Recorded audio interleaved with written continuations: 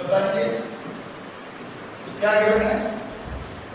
हमको दो ट्रायंगल दिए हैं, एक ट्रायंगल है ए बी सी और एक है P Q R. A B C का ए बी पी क्यू के, बी सी क्यू आर के, ये ए एम मीडियन है, पी एम भी मीडियन है, ये मीडियन भी, ये तीनों आपस में क्या है?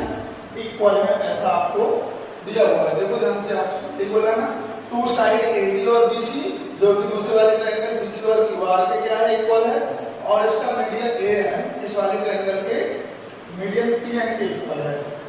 अब आपको ये प्रूव करना है कि ट्रायंगल एबीएम और ट्रायंगल पीक्यूएम कॉन्ग्रुएंस है, और ये भी प्रूव करना है कि एबीसी ट्रायंगल और पीक्यूआर ट्रायंगल दोनों क्या है? कॉन्ग्रुएंस है। ठीक है, तो पहला स्टेप हम लोग गिवन लिखेंगे।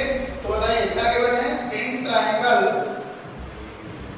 एबीसी एंड ट्रायंगल पीक्यूआर क्या क्या इक्वल है? एबी किसके इक्वल है? पीक्यू के। बीसी किसके इक्वल है? क्यूआर के, है ना? और एम किसके इक्वल है? पीएम के। लेकिन ये बात भी हमको मालूम है कि since M and PM are median of triangle ABC and triangle PQR,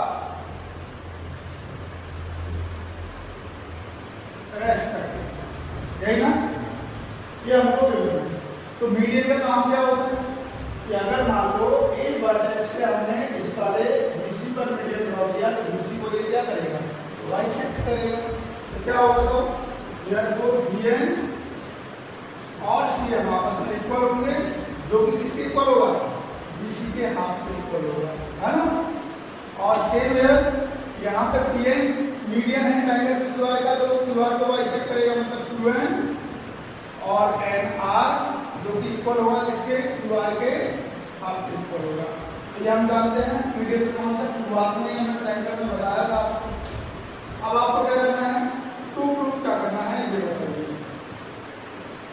थोड़ा सा भी आप ध्यान देंगे तो सामने लिखा हुआ है टू प्रूफ। पहला करना हमको triangle A B N and triangle PQM, इन दोनों को कॉन्ग्रुएंस करना है। ठीक है, और सेकंड में हमको ये प्रूव करना है triangle ABC congruence triangle PQR। ठीक है, यही तो करना है ना? यहां से देखो प्रूफ। प्रूफ में हम लोग जो हमें पहले क्या करना है? कॉन्ग्रुएंस दोनों ट्रायंगल को हमने क्या कर लिया? ले लिया। तो इन दोनों ट्रायंगल मतलब कि हमारे पास कुछ डेटा है जो कि ऑलरेडी गिवन है, इक्वल है। कौन सा?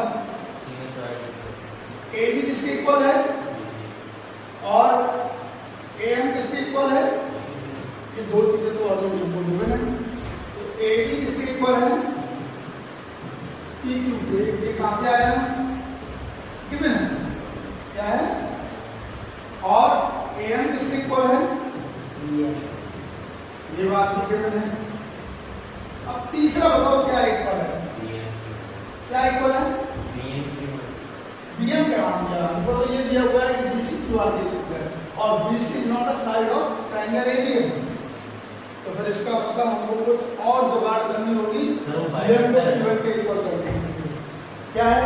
तो आप बोलेंगे सर सिंस हमें पता है कि बीसी किसके इक्वल है? क्यूआर के इक्वल है। तो आप लोगों को माइंड में उठेगा कि बीसी क्यूआर को इन दोनों ट्रायंगल का पार्ट है ही नहीं। बात तो सही है। तो हम उसी की हेल्प से बीएम और क्यूएम को इक्वल करने वाले हैं। अब आप बीसी और क्यूआर इक्वल है, तो बीसी का हाफ और क्यूआर का हाफ भी आपस में इक्वल होगा कि नहीं होगा? अगर टू थिंग्स इक्वल हैं तो उनके हाफ, उनके फोर्थ, उनके फिफ्थ, उनके मल्टीप्लाई या जो भी करेंगे सेम पैरामीटर का मल्टीप्लाई डिवाइड, वो भी आपस में क्या होंगे? इक्वल होंगे। अब आप बताओ बीसी का हाफ कितना है? बीएम है। और क्यूआर का हाफ कितना है? क्यूएन है। तो ये तीसरी साइड भी क्या होगी? इक्वल हो गई ना? तो ये दोनों ट्रायंगल क्या हो गए? बताएं, दोनों ट्रायंगल क्या हो गए?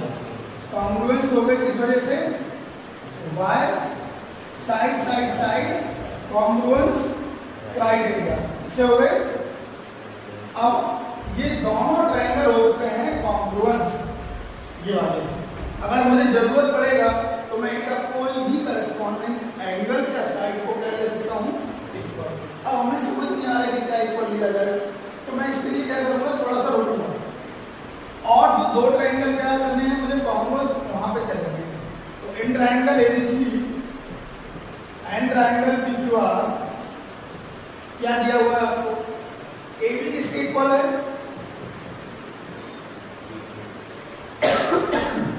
इक्वल है ना, कहां से आया, गिवन है। AB जो है वो PQ के इक्वल है, ये बात हमको गिवन है। और ये बात भी हमको गिवन है कि BC जो है वो किसके इक्वल है, ये पूरा BC QR के इक्वल है। तो आप ध्यान से देखो, ये टू साइड हैं और ये दोनों टू करस्पॉन्डिंग साइड्स इस वाले ट्रायंगल के टू करस्पॉन्डिंग साइड के इक्वल है। अगर मुझे इन दोनों को कॉन्ग्रुएंस करना है तो ये तो ACPR के इक्वल हो जाए, है ना, इसके इक्वल हो जाए, ACPR के इक्वल हो जाए, या फिर कुछ और जगह बनाओ।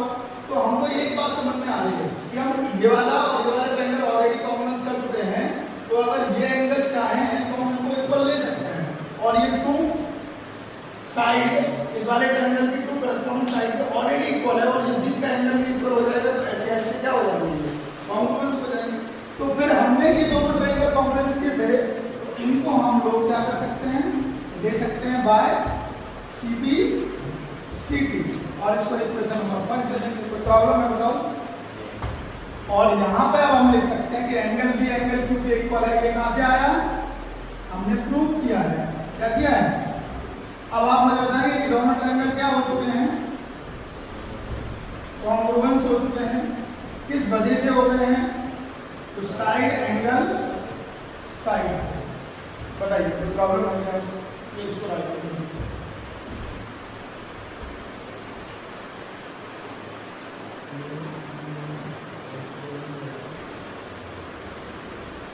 चलिए नेक्स्ट क्वेश्चन करते हैं, बताएं ये वाला अच्छा क्वेश्चन है, क्या गिवन है। हमको बोला है एक ट्रायंगल है ABC और उस ट्रायंगल ABC के अंदर टू इक्वल एल्टीट्यूड्स ड्रॉ करना है, B और CF। तो आपके अंदर इस क्वेश्चन में एक सबसे इंपॉर्टेंट बात ये बोली है कि इसको केवल और केवल किससे कॉन्ग्रुएंस करना है, RHS से। और ये प्रूव करना है कि ये ट्रायंगल जो है वो आइसोसेलेस ट्रायंगल है। कौन सा है, आइसोसेलेस। तो मैंने क्या किया, इसको ड्रॉ किया करना। तो फर्स्ट स्टेप क्या है, ट्रायंगल बनाना है, जो मैंने इन्फॉर्मेशन दी है उसकी हेल्प से। मैंने क्या बोला, एक ट्रायंगल ABC है और उस ट्रायंगल ABC के अंदर टू एल्टीट्यूड्स हैं, एक है B, तो B ऐसे बनेगा यहाँ से यहाँ तक, और एल्टीट्यूड का मतलब 90 डिग्री, और एक CF है जो CF यहाँ से बनेगा, और ये भी एल्टीट्यूड है। और ये दोनों एल्टीट्यूड क्या है, बताओ क्या है, इक्वल है, ऐसा बोला है। तो हमको बोला है since in triangle ABC B and CF are two equal altitudes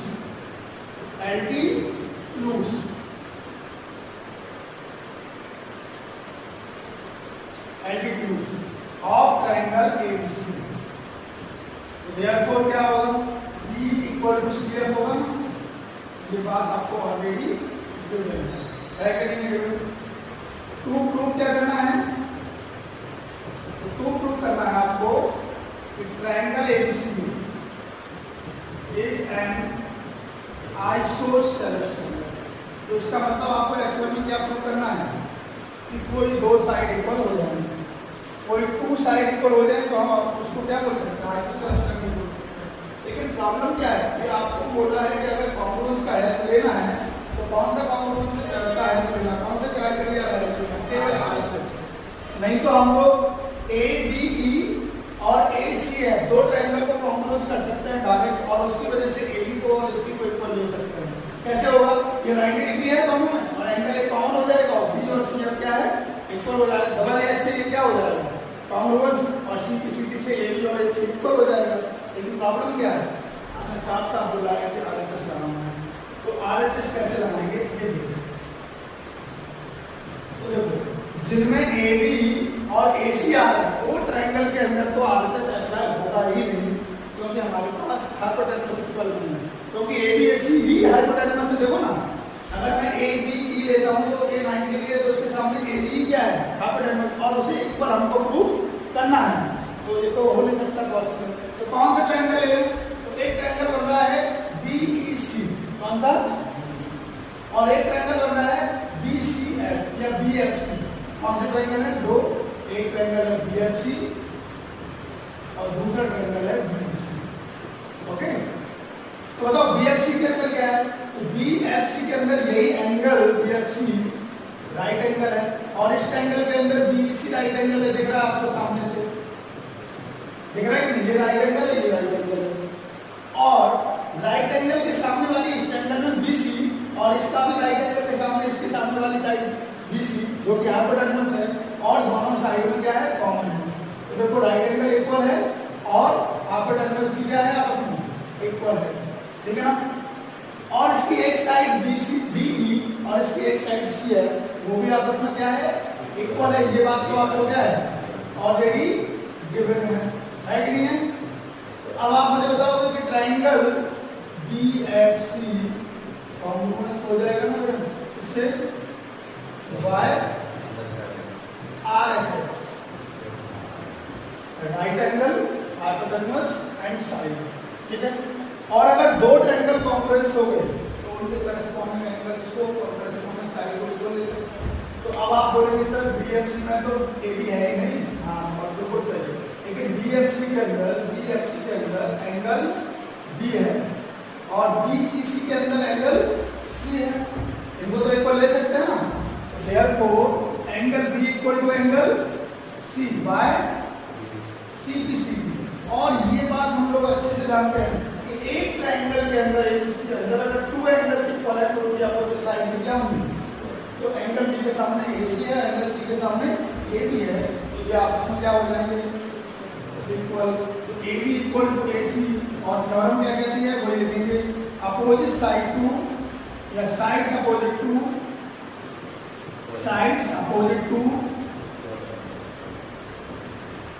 equal angles of a triangle are equal, ठीक है ना।